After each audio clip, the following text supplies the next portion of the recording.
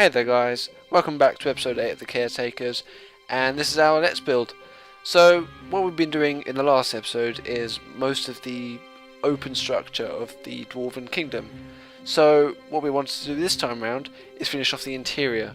This is the basics of the interior. We're not really going to go into all that much depth about it, only because there's a lot more later on that we can go to, but we want to show you the rest of the lore and the rest of the whole kingdom before we come into that, as it's quite essential to the story and how we're mapping everything out.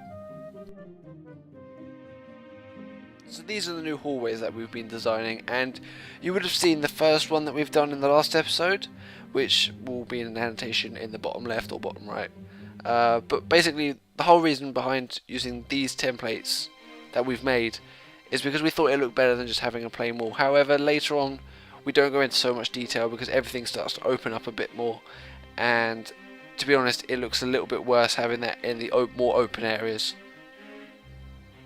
So this is the platform that we've built, and the main reason behind having the platform is so all of the different areas can join together and spiral down into the main hub of the Dwarven kingdom.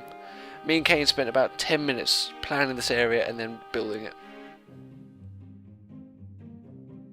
So this is us setting the foundations of the walls around the platform, and the main reason we did this is so we could create like a dome figure, which we're not very good at because we haven't got the whole cylinder thing going on.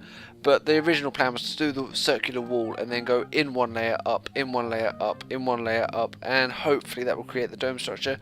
It didn't do too bad, but it's not what we wanted 100%, and we'll probably come back to that later in the future. But for now, it's fine, and to be honest, with the redstone torches, it really does create that dark, gloomy look that we've been looking for.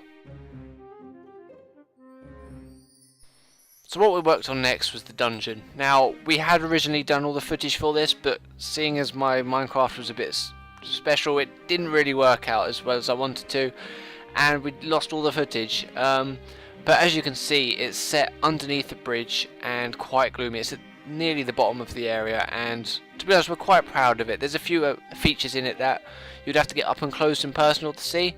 Mostly like skeletons in the cells and whatnot, not the NPCs but bones and whatnot. And soon I'll be retexturizing some extra blocks and hopefully making it look a lot more prison-like. So next up we've got the dam wall. Now the reason we put this here is because there's lava on the other side, which we thought at the time, as you can see, looks quite cool, but I argued with Ken later and we changed our minds slightly about it. But we kept the dam here, and the dam is quite important as we're quite far down underneath the bridge now and the prison is literally right behind where you're looking. We thought it needed to be slightly high, you know, so no one can jump up on it. But also on the other side it needs to have lava, so even if they did get on top of it, where would they go? Nowhere, because they can't. So what we decided to do is put this like this because it looked nice and touch up the walls, give it that little old feeling, and then start working on the other side of the wall, which you can see now, which did have the lava in it before, but we started to flatten it down. Now the main reason we tried to flatten it down and go this deep is because we thought it was too shallow, especially seeing as you're in a cave. So we went for a man-made ravine kind of fill, and this is what we came out with.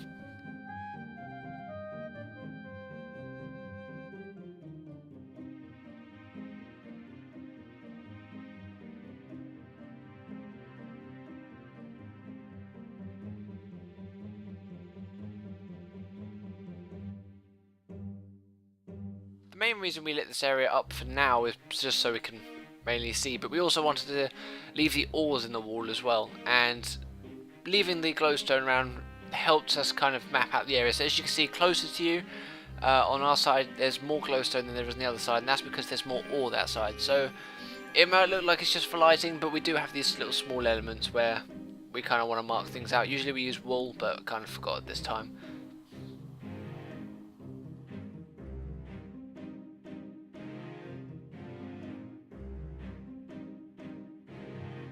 And now you can really see the dark, vibrant glow, and we poured lava down from the ceiling just to give it that little bit of extra light. And we were changing how we felt about the lighting a lot, but even when we set this to moody, it's still rather dark, and as it goes on it will continue to stay dark, and hopefully it will come out to a dark cavern, which I can't really go into too much detail about because of future episodes and the lore, but I'm telling you now, it's something to be really excited about.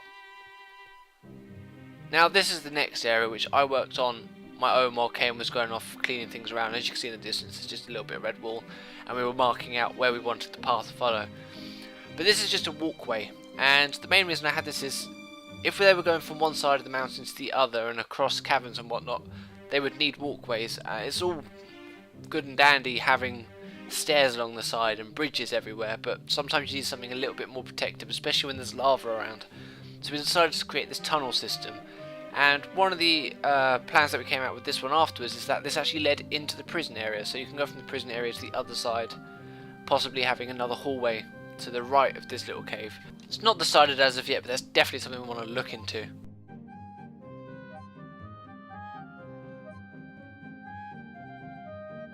And the last thing we did for this episode was join up the previous build area to the wall next to the prison, and the main reason behind this was simply because if the prison is near the main part of the stronghold, then surely it's going to need to be protected.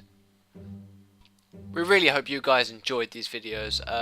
We got so much good response on the 6th and the 7th episode, and I just want to say thank you for all subscribing, watching, liking and commenting. We really love it when you send us comments, and I don't know, it gives us an ego boost, which I suppose isn't always good, but just wanted to again say thank you for watching, and this has been the Great British Bad Gamers.